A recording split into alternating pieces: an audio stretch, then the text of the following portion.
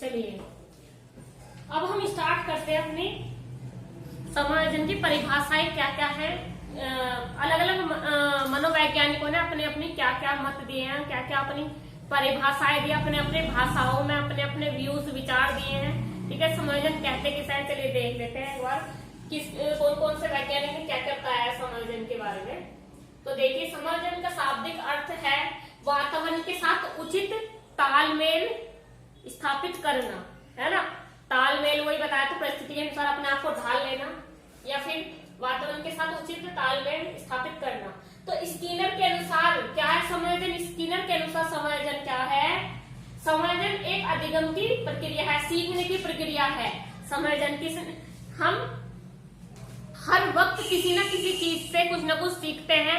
आपको भी पता है, अगर मैं यहाँ पे कुछ आपको पढ़ा रही हूँ तो मुझे भी कुछ ना कुछ सीखने को मिल रहा है ना। आप अगर पढ़ रहे हैं तो आपको कुछ नया सीखने को मिलेगा, है ना। तो हम क्या करते हैं, समायोजन क्या है? समायोजन एक ऐसी प्रक्रिया है, अधिगम प्रक्रिया है, सीखने वाली प्रक्रिया है ना। तो आगे चलते हैं, किसने बताई? स्किनर ने बताया है। आगे चलते हैं गेट्स के अनुसार क्या है। देखिए, अगर आप अच्छे से इस चीज को बहुत ध्यान से, अगर आप ज्यादा लिखने पे ना समझने पे ध्यान दोगे तो ज्यादा बेटर होगा, क्योंकि अगर आपको एक बार समझ में आ गया ना तो आप अपने व्यूज में उसकी परिभाषाएं वो सब चीज आप खुद लिख सकते हो, आपको लिखने की भी जरूरत नहीं है। ठीक है, अगर आपके एक बार माइंड में वो चीज फीड हो गई तो क्या होगा, आपको लिखने की भी आवश्यकता नहीं पड़ेगी। तो आप लिखने पे ना ध्यान देके ज्यादातर अपने समझने पर ध्यान दीजिए। आगे देखिए, गेट्स के अनुसार क्या है? समायोजन एक सतत प्रक्रिया है जिसमें व्यक्ति वातावरण में उचित तालमेल स्थापित करने के लिए अपने व्यवहार में परिवर्तन करता चला जाता है। क्या करता है? मैंने क्या कहा था, जैसा देश वैसा भेष बहुत अच्छा उदाहरण है कि हम जैसे माहौल में रहेंगे ना, हम अपने आप को उसी के अकॉर्डिंग ढालने की कोशिश करते हैं। अब ये है कि भाई आप अगर यहाँ से बाहर किसी देश में चले जाए तो जैसे वहां का रहन सहन है ना, आप अपने आप में परिवर्तन लाना शुरू कर दोगे। आप उनके अकॉर्डिंग ढलने की कोशिश करोगे कि जैसे में रहते हैं हम उनके अकॉर्डिंग रहने की कोशिश करेंगे। जैसे दूसरों को देख के कि हाँ यहाँ पर लोग ऐसे रहते हैं तो हम भी अपने आप को थोड़ा चेंज कर लेना चाहिए, है ना। वे वातावरण में तालमेल स्थापित करने की कोशिश करते हैं, परिस्थिति के अनुसार ढलने की कोशिश करते हैं, है ना। तो वही कहा है कि गेट्स के अनुसार समायोजन एक ऐसी सतत प्रक्रिया है, सतत यानी जो हमेशा चलती ही रहती है ना, जिसमें व्यक्ति वातावरण में उचित तालमेल स्थापित करने के लिए अपने व्यवहार में परिवर्तन करता चला जाता है। समझ में आ गई ना ये बात? चले आगे देखिए, बोरिंग एवं लेटफील्ड ने क्या कहा है? लेटफील्ड ने क्या कहा है? समायोजन वह प्रक्रिया है जिसमें व्यक्ति अपनी आवश्यकताओं को पूरा करने वाली परिस्थिति में उचित तालमेल स्थापित करता है। ठीक है यानी कि भाई हम तालमेल क्यों बैठा रहे हैं, हम क्यों समाज से तालमेल कर रहे हैं, क्यों इतना जुड़ाव कर रहे हैं, क्यों हम समाज में जैसे समाज के लोग रहते हैं हम अपने आप को ढालने की कोशिश करते हैं, क्यों देखा हम थोड़ा अपने आप को चेंज करने की कोशिश करते हैं अपनी आवश्यकताओं की पूर्ति के लिए, है ना। हम अपनी आवश्यकताओं की पूर्ति के लिए किसी भी परिस्थिति से तालमेल बैठाने की कोशिश करते हैं, तालमेल बैठा लेते हैं, है ना। आगे देखिए, स्मिथ ने क्या कहा है?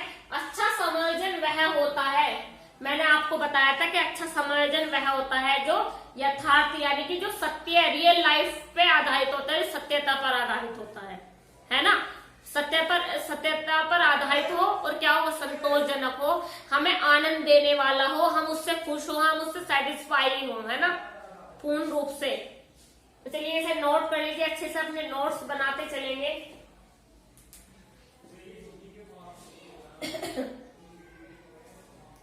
चलिए 2 लाइन याद आ गई मुझे कि ये टैट नहीं आशा बस इतना समझ लीजिए, ये टैट नहीं आशा बस इतना समझ लीजिए कि आग का दरिया है और डूब कर जाना है। ठीक है, आप इसे हल्के में मत लीजिए, अच्छे से पढ़ेंगे तो आप इसमें अच्छे स्कोर गेन कर सकते हैं। तो चलिए इसे नोट कर लीजिए आप अच्छे से।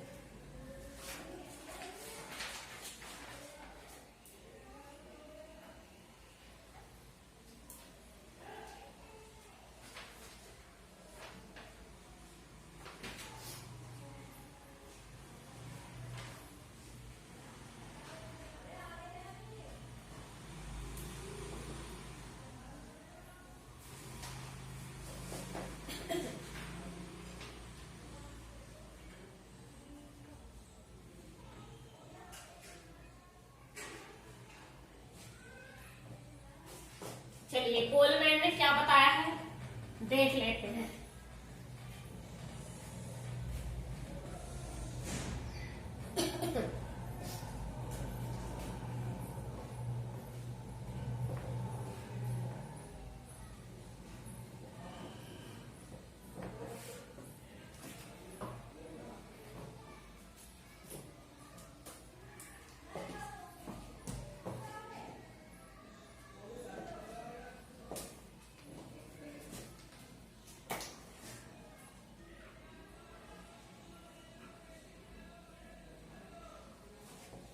कोलमैन ने क्या बताया है, कोलमैन ने कहा है कि समायोजन अपनी आवश्यकताओं को पूरा करने के लिए, है ना, और दबावों को निपटाने के लिए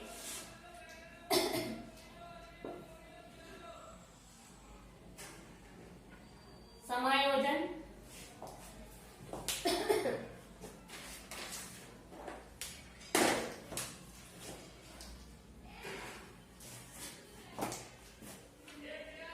अपनी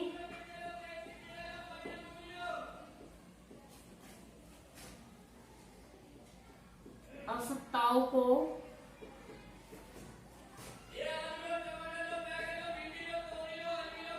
पूरा करने के लिए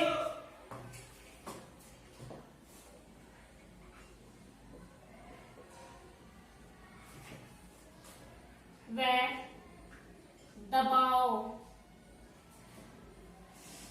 है ना, किसी तरह का जैसे दबाव नहीं डालते, दबाव डालते हैं, है ना, कि समायोजन अपनी आवश्यकताओं को पूरा करने के लिए वह दबावों को निपटाने के लिए, किसी भी तरह का दबाव, है ना, किसी तरीके का बर्डन ना डाला जाए, निपटाने के लिए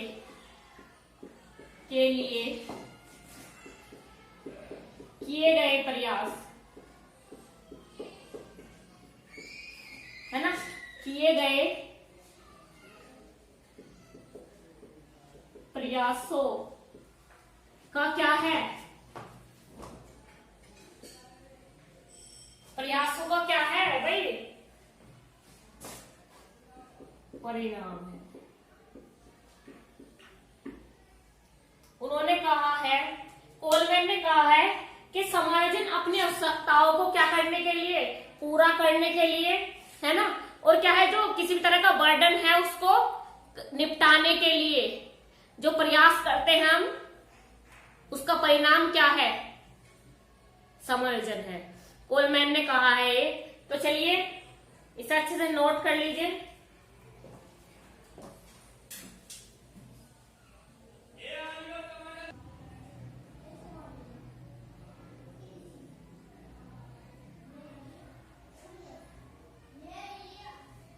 चलिए ये है कुसमायोजन होने से एक बच्चे के अंदर क्या क्या मानसिक रोग हो जाते हैं, उसको क्या क्या मानसिक रोग उत्पन्न होने लगते हैं। तो चलिए देखते हैं।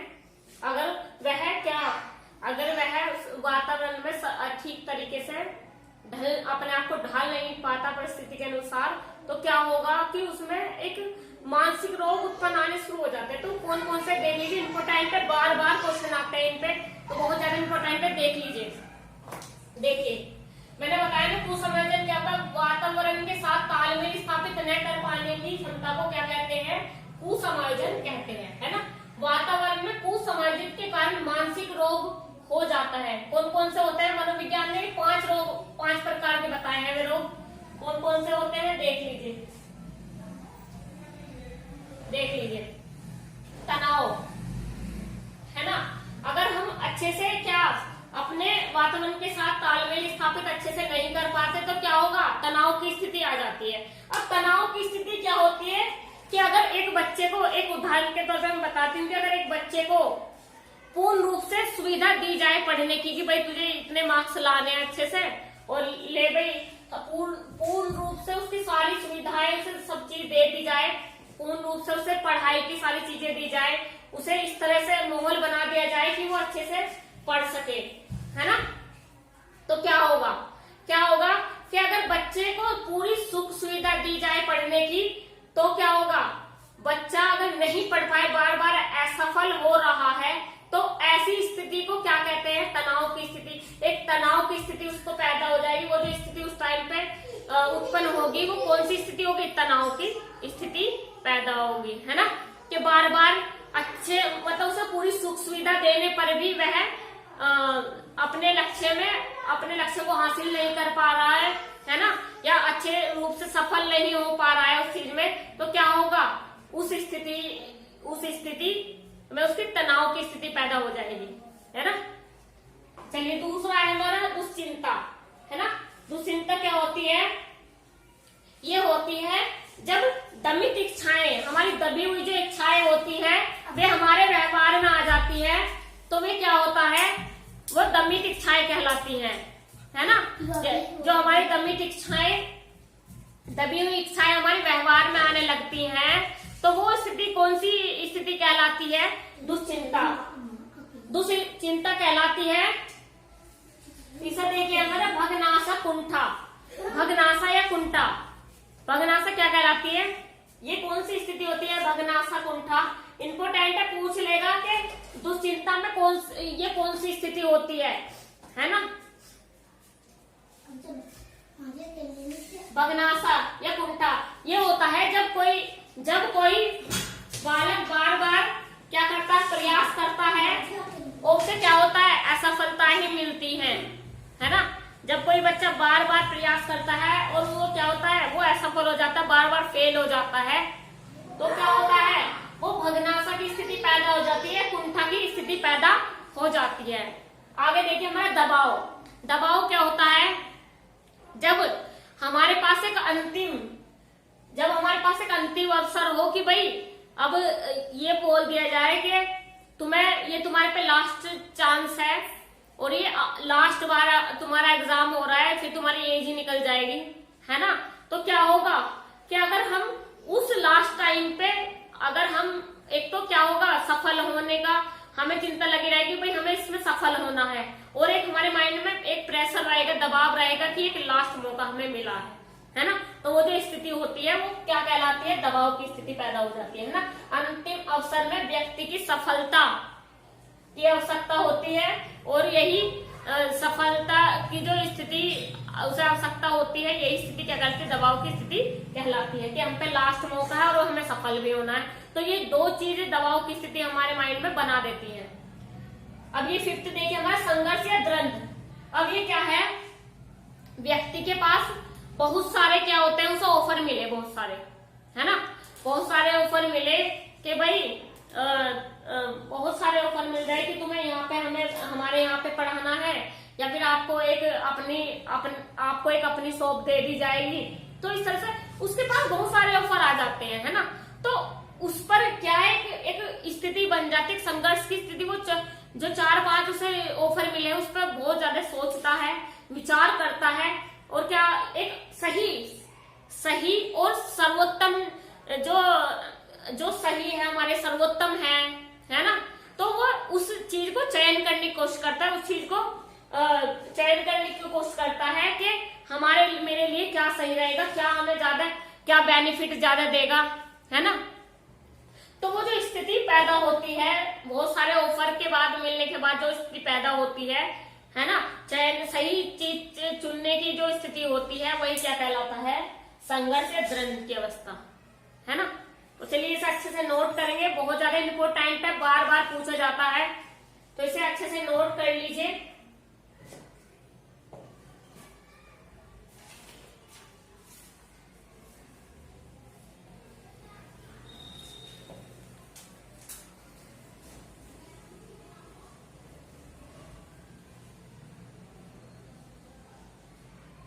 इसे अच्छे से नोट्स बनाते चलेंगे अपने।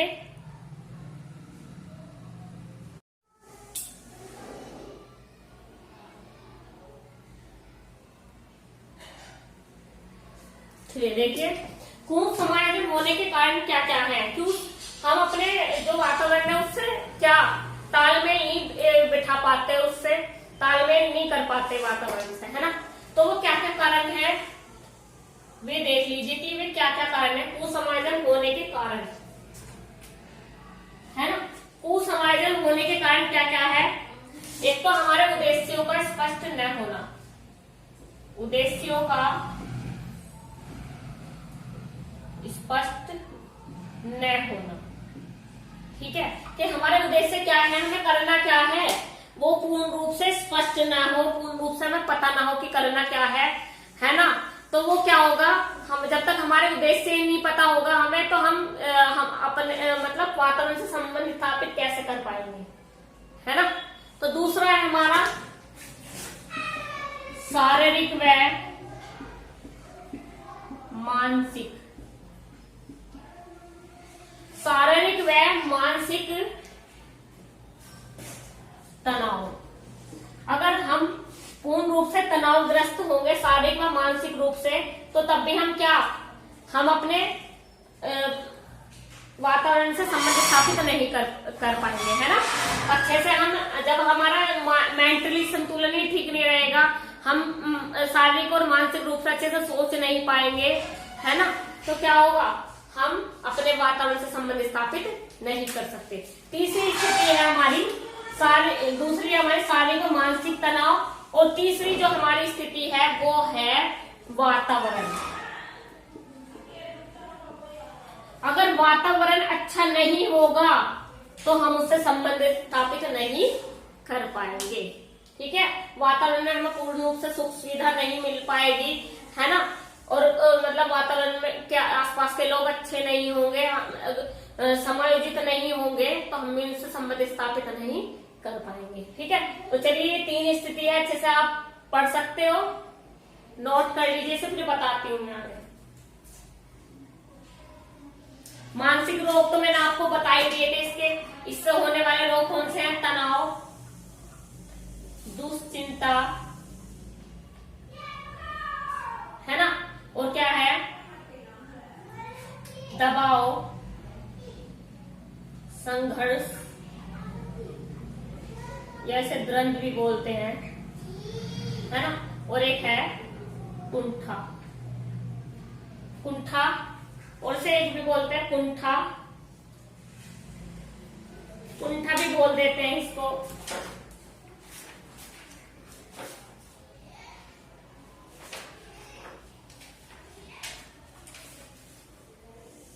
भगनासा,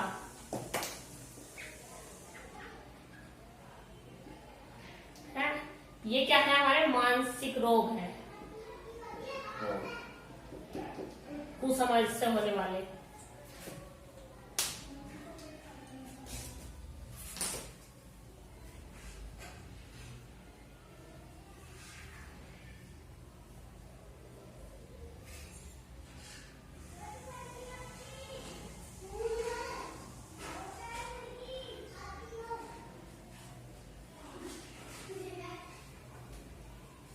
इन्हें अच्छे से पढ़ेंगे